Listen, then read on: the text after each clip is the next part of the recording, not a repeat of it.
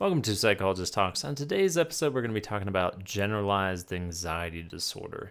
Now, like most of these episodes in the diagnostic series, I'm not going to be just rolling through all the diagnostic criteria. I'm going to try to bring this diagnosis to life a little bit better, particularly because I think Generalized Anxiety Disorder, GAD, is often misunderstood.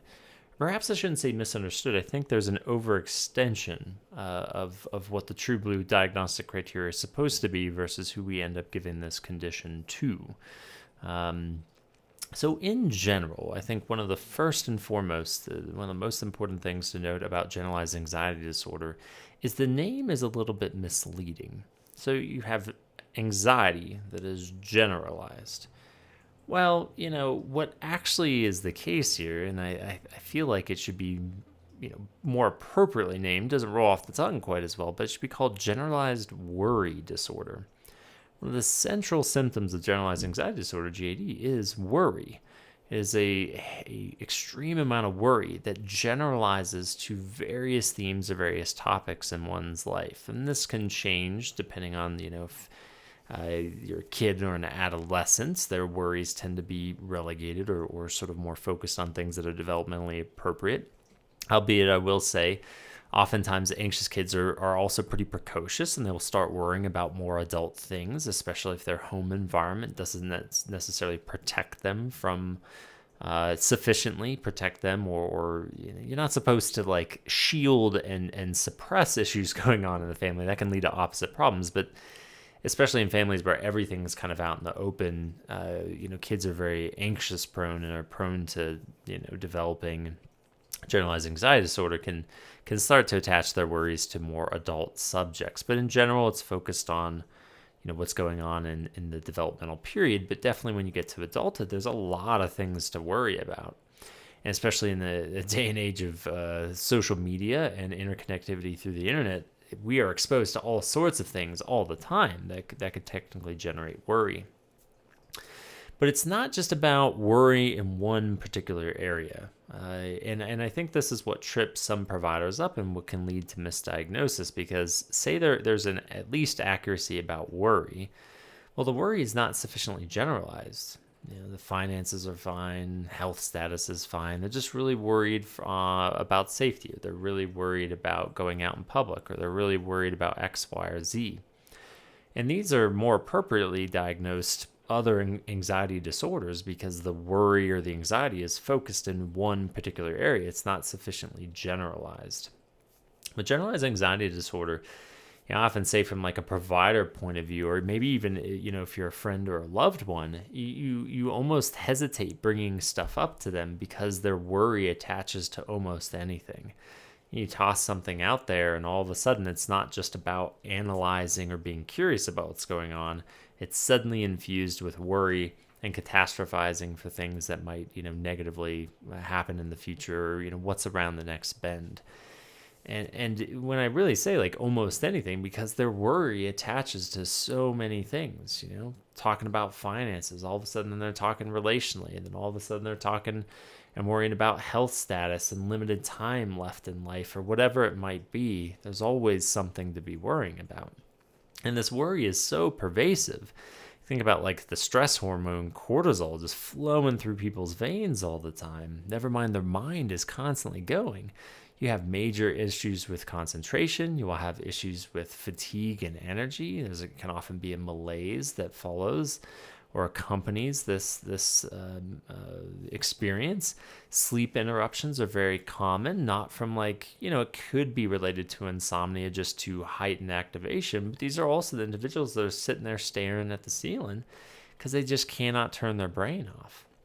Now, if you're hearing this and you're like, whoa, this really might apply to me. I worry a lot. I cannot stress enough. I know I'm repeating myself.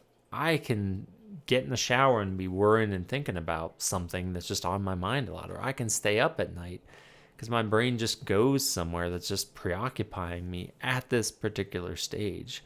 For someone with true blue GAD, it's incessant and it's about all sorts of things all the time. Their worry hops and skips from one thing to another. There can be lulls, right, where it's not quite so bad. But typically there is a frequency, there's a high recurrence of this happening. And the diagnostic manual, in its wisdom, talks about like 6+ months of this that's interrupting their day-to-day functioning. This is no small thing. This is not like something big comes up in my life and I'm going to worry about it. This is a condition that is often described to be a lifelong journey. Again, ebbs and flows, but a predisposition to anxiety and specifically worry about situations. So it's very different than the anxiety, the general anxiety that you and I can have, whether it's a situational variable or a more stressful time in our lives or whatever it might be, which is usually a little bit more prescriptive in a particular area and can be interruptive, but isn't so excessive and isn't so longitudinal, at least as described by the diagnostic manual. Now, I think I alluded to this of like, well, so, what's the point of confusion here? Well, the point of confusion is the diagnostic manual does not give a very helpful alternative if it's not generalized anxiety disorder, as it's written, the generalized worry disorder, as I would call it. Where do you put it? Well, if it's a specific area, there's various anxiety disorders for that. But if it's not really specific, if someone's just kind of predisposed to a lot of anxiety, they're just a very anxious, intense individual. And sure, they might worry about this, and sure, they might get anxious about this. But like, what do you do with that? Well, there's nowhere else to really put them.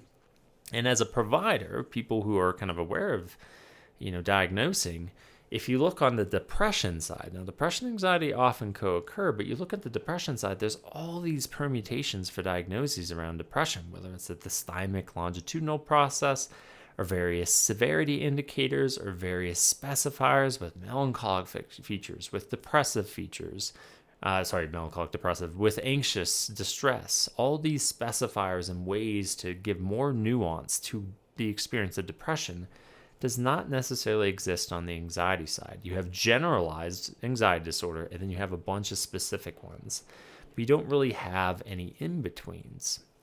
And so I think this leads providers in a little bit of a lurch to be like, okay, well, it's not as severe and pervasive as GAD. It's not so narrow and rigid and specific to be something more specific. What do I do? What do I do? Well, as a friendly reminder, there are other specified conditions, but part of me says, like, why should we have to create an other specified condition? Why isn't there a more diffuse diagnosis for someone who struggles with anxiety that just doesn't arise or rise to GAD levels, but also simultaneously, as I'm repeating myself, is not so specific to a specific phobia or a social anxiety disorder, or whatever it might be. And so providers, I think, often just default to GAD, but which does a disservice, because if, the current, I think, methodology of diagnosing GAD, the box, I talk about like putting people in the diagnostic box. The box is already very diverse. I can pull somebody with major depressive disorder, line up 10 people, vastly different in their own right. You better believe with GAD, because of this like box that we've kind of made bigger than it was intended to be, there is just a wide array of people that fall into this GAD category. And it does a disservice to people. So what would I recommend is like, well, diagnoses aren't everything. If you're treating anxiety, you're treating anxiety. And some people will hear that and go, well, then I'll just diagnose GAD and who cares, right? Well, if you're trying to be diligent and be a little bit more specific, you can give another specified. I don't like the idea that we have to do that, but you can give another specified and say, that's probably good enough. And it's specific to, hey, this person deals predominantly with anxiety in their life. The other alternative is if there's also comorbid and really heavy depression. I will sometimes give a major depressive disorder with anxious distress and just really amplify and say, this anxious distress ain't no small thing. This is a co-occurring major concern. I probably am going to be focusing more on the depression, and the anxiety comes kind of a la carte. I just don't feel the pull to give an additional diagnosis, because it sure as heck ain't GAD, and I'm not sure if I want to give another specified. And so it's an in-between. The last one, which I think is really unfortunate, which I won't go into much detail today, but there's evidence that anxiety could also manifest as a personality disorder. Psychodynamic folks have talked about this for a long time. Again, I'll probably have an episode on anxious personality disorder. It's not in the diagnostic manual, but it's a really curious thing when you think about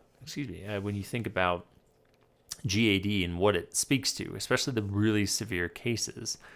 They talk about an anxiety that is severe, persistent, and recurrent throughout somebody's life. And perhaps not coincidentally, you often see early signs of sensitivity and early signs of kind of anxious preoccupation. And so we're talking like childhood or adolescence. Now, if you think about something that arises around adolescence, goes into adulthood, is relatively severe and persistent, and quite inflexible, they can learn coping mechanisms in ways that mitigate, but you're unlikely to eliminate it completely in somebody's life. If you telescope out far enough, that sounds awfully a lot like a description of a personality disorder. Now, if you've seen any of my episodes, or perhaps if you haven't, I really do a lot of work to destigmatize personality-related issues. I frequently say I have my own personality concern, and I encourage you to go watch those episodes if that sounds damning of me to say. But I think these really significant cases that aren't necessarily restricted to worry, but there is a pervasive and just constant, incessant, anxious state, sort of endless existential grief about the future and what the future might hold. I would encourage you, as if you're a provider, to consider, could I also conceptualize this not just through like a traditional diagnostic manual lens of, maybe I give a GAD, maybe I give another specified anxiety disorder, but maybe I should consider this from a personality lens, that there's a component of this person's personality that is driving the anxiety. It's not simply something that we need to learn to cope through. There's something about somebody's identity and object relations, as psychodynamic people say, that might be of interest for aiding and assisting them in some sort of way. So that's kind of GAD in a nutshell. Persistent, pervasive worry attaching to all sorts of things, really highly interruptive from a biological point of view, from a behavioral point of view. But it's frequently misunderstood to be something far more diffuse than I think the diagnosis is intended to be. So, as ever, I hope that's helpful or thought-provoking, or perhaps I just created more confusion. But if you've been around my channel or my podcast, you'll know that I tend to do that. I like to disrupt what is known and kind of challenge us to think a little bit more deeply and a little bit more precisely about what we're talking about. So, as ever, thank you for listening and watching, and stay curious.